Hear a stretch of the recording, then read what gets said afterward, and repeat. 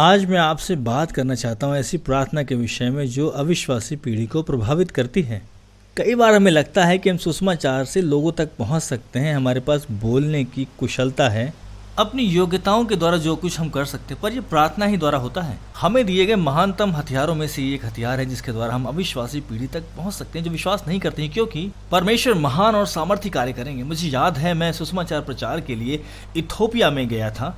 मैंने इस देश की राजधानी अदीस अब्बा के स्टेडियम में प्रचार किया और ये पूरा आयोजन बहुत ही अद्भुत था। जब हम वहाँ पर प्रचार करने गए तो वहाँ पर हाल ही में आज़ादी आई थी और वो स्टेडियम लोगों से खचाखच भरा हुआ था, हर जगह लोग थे।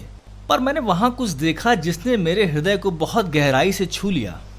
मैंने देखा कि 200 लोग प्रार्थना कर रहे हैं। वे वहाँ पर एक छोटे से कमरे में प्रार्थना कर रहे थे। वो 30 मिनट प्रार्थना करते फिर चले जाते और एक और समूह उनके स्थान पर वहाँ आता और पूरे आयोजन के दौरान वे लोग प्रार्थना करते रहे। एक के बाद एक 2 घंटे के अंदर वहाँ पर 800 लोगों ने प्रार्थनाएं करी।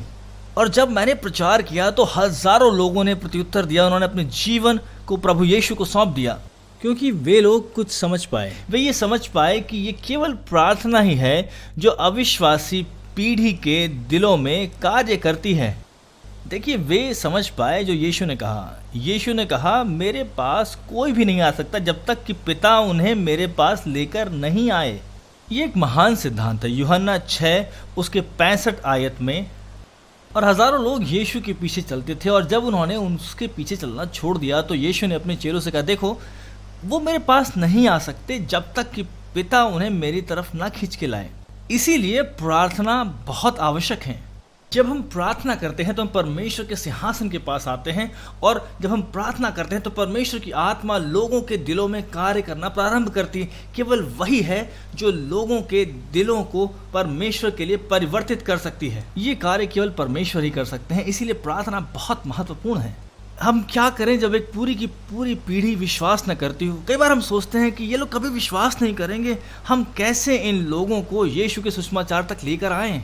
मैं आपको बताना चाहता हूँ, परमेश्वर की सामर्थ्य के द्वारा ये कर सकते हैं। हम उसके सिंहासन के पास जाते हैं, हम उसको खोजते हैं, फिर वो अपनी आत्मा को भेजता है और वो लोगों को यीशु के पास खींच कर लेकर आता है। यही यीशु कह रहा था, यही यीशु अपने चेलों को सिखाना चाह रहे थे। अवश्य है कि परमेश्वर का कार्य परमेश्वर की सामर्थ्य में होकर किया जाए। अपनी योग्यताओं पर निर्भर ना हो और अपने व्यक्तित्व पर निर्भर ना हो। आप अपने बोलने की क्षमता पर आप निर्भर हो पवित्र आत्मा पर। आप परमेश्वर पर विश्वास करें, आप उसके पास जाएं, आप बोले, परमेश्वर आप इस पीढ़ी के हृदय को तैयार करें। फिर देखें कि परमेश्वर क्या करते हैं।